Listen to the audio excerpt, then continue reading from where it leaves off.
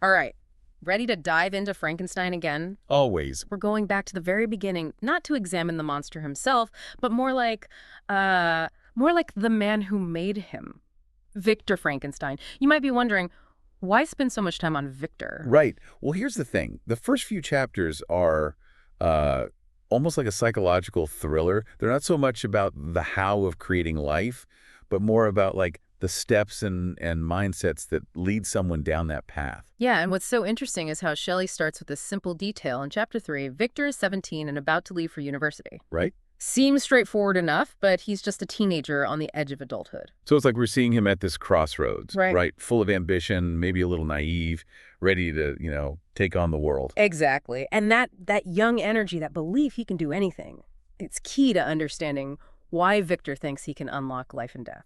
It's not just hubris, it's almost expected at that age. Right, right.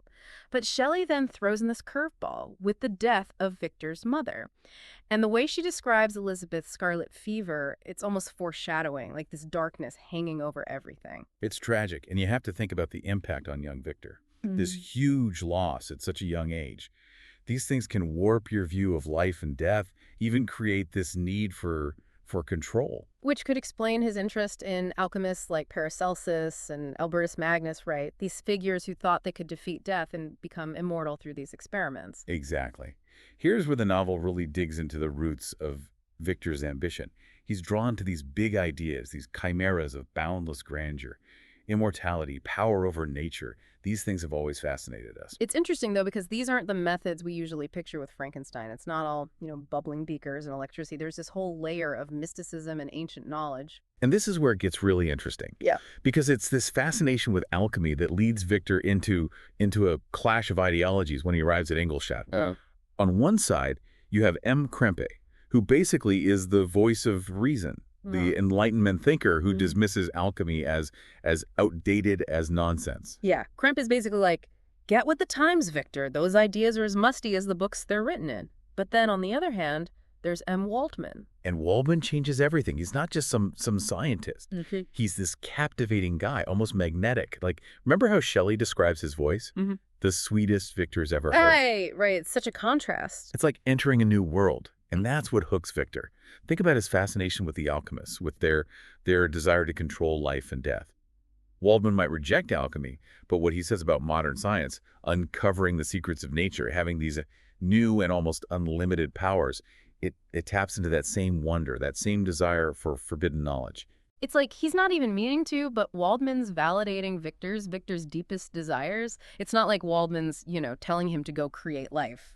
At least not on purpose, but his words. They plant that seed. That line, these philosophers have indeed performed miracles, is huge, especially from someone like Waldman. Totally. The way Victor grabs onto that, it's like a switch flips. He goes from this curious student to saying, more, far more will I achieve. That's the moment his curiosity becomes like this all-consuming ambition. You really feel it in the writing. And it makes you wonder, what if Victor hadn't gone through that loss so young? Would he have been so drawn to those ideas, so ready to cheat death? It's like his grief, his need to be in control, it creates this space that Waldman, without realizing it, fills with his excitement for scientific progress.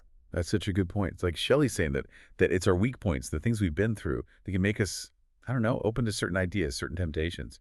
Victor, hurting from losing his mother, sees a way to beat death in Waldman's words. And that's the tragedy of it, right? This seemingly good pursuit, wanting to defeat death, starts from this place of pain and loss. It makes the story even deeper, this feeling that Victor is driven by grief, but also blinded by it. And that blindness, that drive, leads him to push away Krempe's more cautious way of thinking and go all in on what Waldman's saying. He throws himself into his studies, dedicating himself to unlocking these secrets of life. But we know this path, it won't lead to the victory he thinks it will. It leads to something much more complicated, much more monstrous. It's like, what is it they say? The road to hell is paved with good intentions or something like that? Yeah. Victor starts wanting to to heal, to beat death, but then it all gets twisted into something dark, something he can't control. And that's the core of Frankenstein, don't you think? Yeah. It makes you think about what happens when ambition gets ahead of wisdom, when we don't think about what our actions might really cause. It's definitely a cautionary tale, but it also reminds us that even the scariest creations, they often have human emotions driving them. Just like Victor's driven by grief and ambition, the creature, he also feels isolated, wanting to connect, to be understood. And that's why this story still speaks to us, even after all these years. It's not just a scary story, it's about what it means to be human, the good and the bad in all of us. So as you keep reading Frankenstein, really think about those first few chapters, the moments that send Victor on his path. How do his experiences, his losses, the people he meets, how do they shape him?